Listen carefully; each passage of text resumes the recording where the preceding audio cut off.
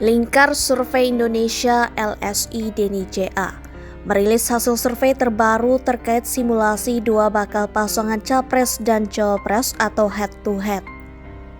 Bakal pasangan Prabowo Subianto dan Gibran Rakabuming Raka mengungguli Ganjar Pranowo dan Mahfud MD.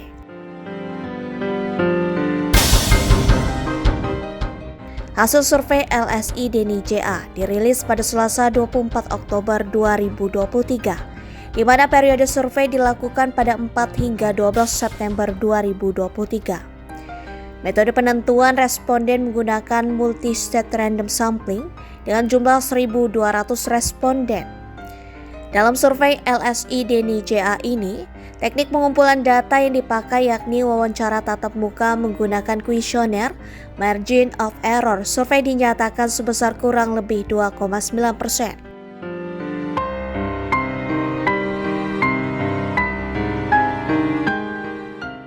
Dalam simulasi, tiga pasangan calon Prabowo dan Gibran unggul dengan 39,3%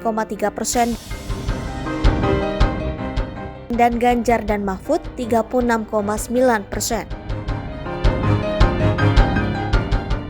Sementara pasangan Anies Baswedan dan Muhaimin Iskandar 15%. Sehingga LSI Denny JA memprediksi Pilpres 2024 2 putaran. Prabowo Subianto dan Gibran Rakabuming 39,3%. Ganjar Pranowo dan Mahfud MD 36,9%. Anies Baswedan dan Muhaimin Iskandar 15%.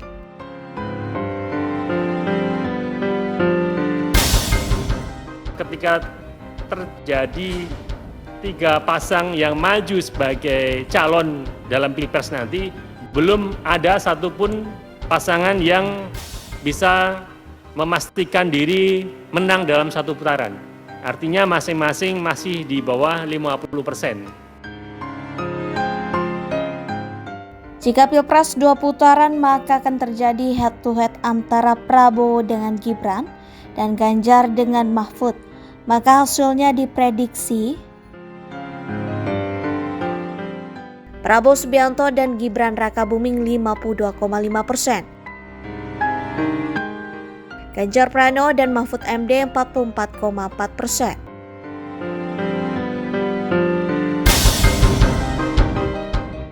Dengan ini, sangat mungkin terjadi dua putaran yang diikuti Prabowo dengan Gibran dan Ganjar dengan Mahfud.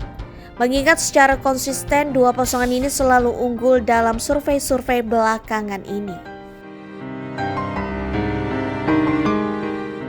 Kemudian Mas Gibran memberikan penjelasan kepada Dewan Pimpinan Pusat PD Perjuangan, saya bersama dengan Pak Komarudin Watubun, dan penjelasan sudah dapat disampaikan dengan sangat baik oleh Mas Gibran.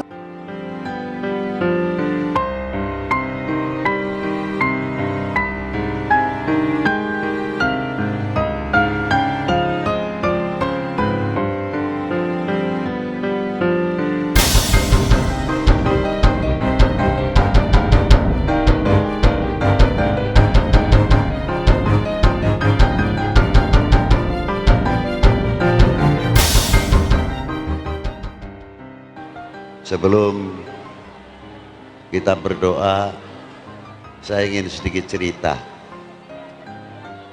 Ceritanya pendek. Ada orang tanya sama saya, "Beb, gimana sih kok wakil presidennya masih muda?" Saya jawab, kapan memberikan kesempatan generasi muda untuk maju ke depan? Kita punya Mas Gibran, itulah untuk mengangkat kaum pemuda ke depan sehingga menjadi Indonesia emas. Jadi PDI Perjuangan ini kan dari rakyat, di atas PDI ada rakyat, sehingga politik ini mengikuti peranatan yang baik.